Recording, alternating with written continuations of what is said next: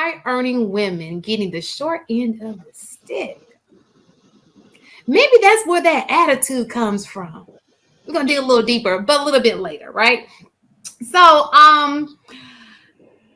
y'all ain't no small talk. Y'all just not gonna talk today. I'm gonna just get straight I was to. about to say, I said you officially off the market. You out here in the? Oh You no, no, no! out I'm not at the market. Oh, okay. Slow down, brother. Just want to get Oh, the you logistics. still You know what shopping? I'm saying? Just want to make sure. Infant steps, okay. Look, no, but I realized that I have to go out and actually. I said I'm not a dater. I hate dating. You know how people are like, oh, I want to go get to a restaurant. I hate it. I don't like meeting new people. I don't like getting fancy just to see that I don't like you. Like, I don't want you to go in your pocket and spend $300 on me. You can look. We can do a pass by, and I don't like what I think the worst thing you can do is waste your time and waste somebody else's time. Time is so valuable to me. So, with that being said, the time it takes for me to get downtown, the energy, all that stuff, I take all of that into consideration. But that's probably why I'm single. So I try to put myself out there and not be so closed off.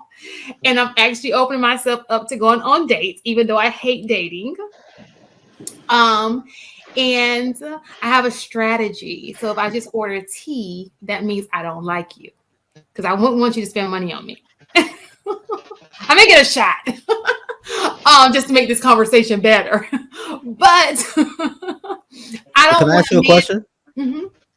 So, have you ever tried like front loading as far as like spending more time? Sorry, I didn't fail. You remember like months ago when I was in my dining room and my dining room glass broke and the thing when we were talking? I think oh my God, that was an expensive piece too. But anyway, something similar just happened, but it didn't break. Go ahead, I'm listening. I'm sorry, Harrison. It's got to be a full moon. But It's gotta be. you ever thought about like spending more time outside of dating? Like kind of building like the chemistry before seeing where things are before you decide to go out on a date. Have you tried doing that before? Well, so what you mean talking on the phone? Yeah, like talking on the phone, video chat, like spend more time away because in that little shaky period between texting and video calling, people disappear all the time. So you can really have minimum investment. But if you can make it through those small periods of interactions and then you meet up, the chances of when it's time to spend money, nobody feels like they're really wasting their time because you already invested a lot more time on the front end before you got to a date. So what I have noticed, especially when it comes to just from observation, because this is what I spend my time doing sometimes. When people take a long time to get the initial date in, and the date, when I say that's why I am an advocate for coffee dates. It is inexpensive. You can have great conversation over coffee. You're not all dolled up. You get to really see how a person looks without them being too fancy. And like I said, it's inexpensive. So I personally believe that you have to have that one-on-one interaction. What online dating has done to us has taken out the organic part of meeting someone. So before online dating, you saw the person. They had to come up to you and say hi. You had a conversation. And so when you're doing things without that conversation, it gives me more like pen pal. And that doesn't work for everybody. Some people are great at like that long distance stuff, but for the most part, most people are not. We got to put that organic piece back in. And that's where the interaction, like, hey, is there an attraction there? Because we can sit there and talk all day on the phone and you can waste your time, because if she gets in front of you and she's not, if there's no attraction, it's wasted time. I have a better question. Uh, what men are doing that, Harrison? What are you talking about? What? Like Let me get to know you time? let me get to know you via chatting and calling. What? No. I want to lay my eyes on you, and I can make a decision if I want to talk to you on the phone. What are we like? Men do that? I mean, you ladies would know better than me, but I'm sure in the hell not going to do that. So, are you guys men do that? Yeah, men do that, and if there's like any sort of catfishing going on, whether it's height fishing, hat fishing, beard fishing, whatever, any sort of fishing going on, they'll tend to try to delay the first date just to try to build up that chemistry so that like you already like them by the time you're on the date. So much like Shan, I think it's important to go on that first date sooner rather than later, just so you can get a good feel for the person, because the chemistry on the phone doesn't always match the chemistry in person. So even though you're highly invested, it feels worse to then meet in person and realize it's not the same energy. So I'm with Shan, like get it done sooner rather than later, so that when you are investing, you understand that this is something that you mutually want to invest in. Yeah, that like I'm not gonna really spend a ridiculous amount of time on someone I haven't really met physically. I would never do that. That doesn't even make sense to me. And It's I'm so sorry if funny. I'm talking in a low tone and kind of soft. Today was day one for me getting back into coaching, so I'm just kind of woo You know what's sawing it. so You know, it's so crazy to me. Like people don't know that's a passion of mine. I observe people, especially when it comes to online dating. It's so intriguing to me because I am on dating apps, and sometimes I look at him like, oh my god, he needs to change that picture. I kind of just want to, counsel him through this process. Like this is not a good profile. Like I think you should try this because men are so close. See, women can get it. We know angles. But real men don't really do selfies. They're like, so they need a little help. They don't know that you probably shouldn't post if you got attractive friends and you're the unattractive one, you probably shouldn't post them at all. You like get rid of the friends, just post you. So Jesus. it's so many things that men do wrong on dating apps, and I just be wanting to reach out and help them, with I That's that. mean, you terrible. can do that. Like, I you can really literally do swipe on want them, to do right? it. You could be like, swipe and say a match, right? Because more than likely, women match more on apps than But then guys do, they'll get right? like, I oh, would they don't match in I them because would I I want would to date not I would them. not recommend a woman do that.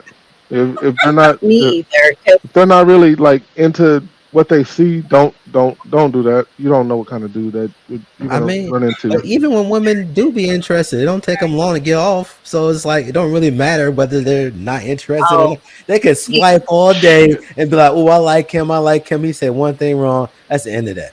so here's the thing, right? Because like this is like the male privilege perspective when it comes to online dating.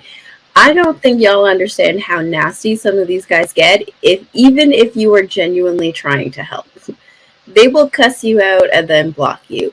They will say really terrible things. Or some guys, and Shan, I know this is probably happening to you too, will track your social media down just to continue to berate you.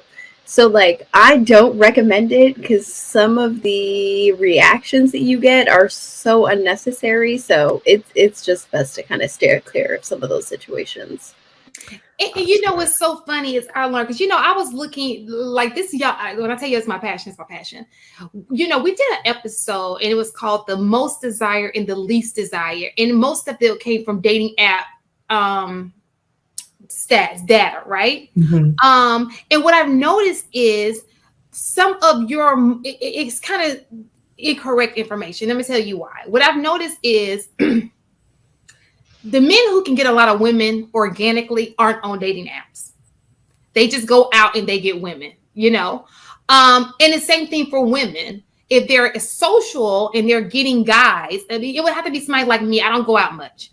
They're social and they get guys. They probably don't even need a dating app. Okay. So what happens is black men were the least desirable but only in front of Asian men. Okay. And the reason that is because the least desirable ones are the ones on the dating apps. Because the ones who are desirable don't need a dating app. They just go out and they get women.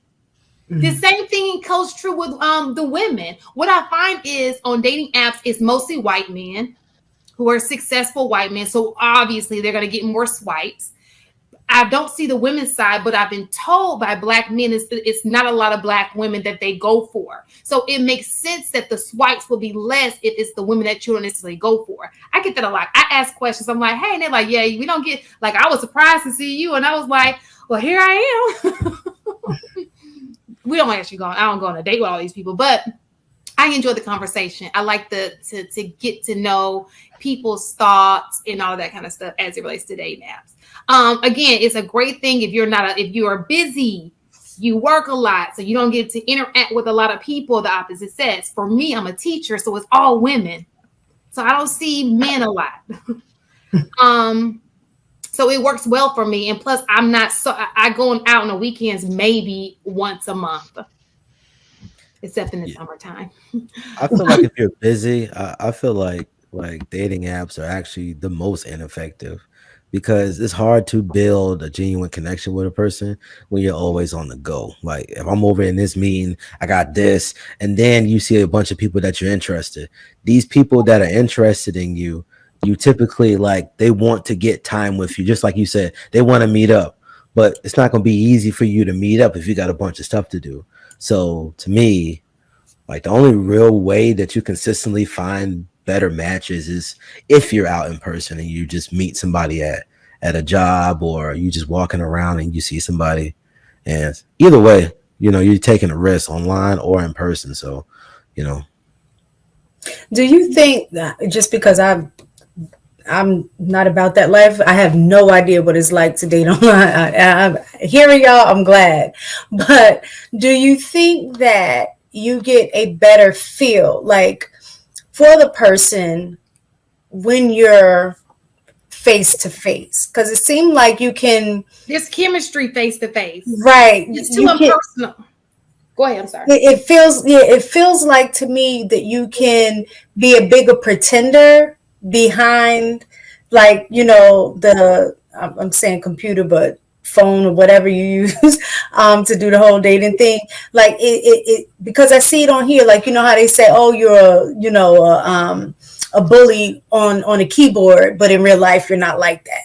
You wouldn't act like that in real life. So I'm kind of thinking that it's maybe easier to pretend to be who you are in person versus who you try to be when you're, online. Is that the case or not? I think both of them have their drawbacks because if you meet in person, it's easy for you to perform in that short amount of time and then back off. Oftentimes, like it's easy to lie to yourself when you meet somebody in person. You'd be like, "Oh, this person looks gorgeous," right? But then you start talking to them, and you should be like, "She's kind of crazy. She don't really think too well. She don't really speak well, or something like that." So whether you meet them in person or you meet them online and you talking to them, like you're genuine people, they're going to be themselves in person and offline. But I think you learn a lot about a person from a distance online because like some people are bold online. They're very reserved in person most of the time unless they get comfortable. Once they start getting comfortable, then that's when you start seeing the true self because just as well as me, no matter if you meet them online, you meet them in person, people are putting up a front to some degree because they want to see what's going on. Do they see what kind of chemistry? They want to see how this person think, how he move. Is he a gentleman or does she know how to be respectable and humble or something like that? So I would say like I think that in person it feels great. It feels better in person than it does online, but I think you learn a little bit more online because people they're a little bit more bold online than they are in person. I vehemently disagree with you. That's fine. The way a person shows up is the way a person shows up. Yeah, they can lie, but typically, how long can you keep the lie up? How many lies do you got to make to cover up the old lies? And then in person, how long are you going to really be able to keep the lie before somebody finds out? You can keep a lie online as long as you can. I mean, shit, like as long as you choose to. So, I mean, I don't think, I think that the face to face interaction is really the most telling of all interactions. And if you can't, like, for example, I'll use me as an example. Here online, I think that I talk a little bit differently than I do when in real life. Like right here, you hear the pauses, and my brain is saying, "Hey, say this," but then it's like, that I can't really say that. So I can pretend to be whom I want to be online. When you show up in person, who you are is kind of who you are. Yeah, again, people lie, but you got to keep a lie going. And if there's a second date and a third date, then you got to say, "Oh shit, what did I say the first time?" Because it has to match the second time and the third time. It's a little bit different online, and I think you can wear whatever mask you want online. I really do, and you can't really do that in person. I just think that you get, and then the probing questions that you can ask, and when you see the look away and the look up and the eyes don't lie. Your eyes will tell on you.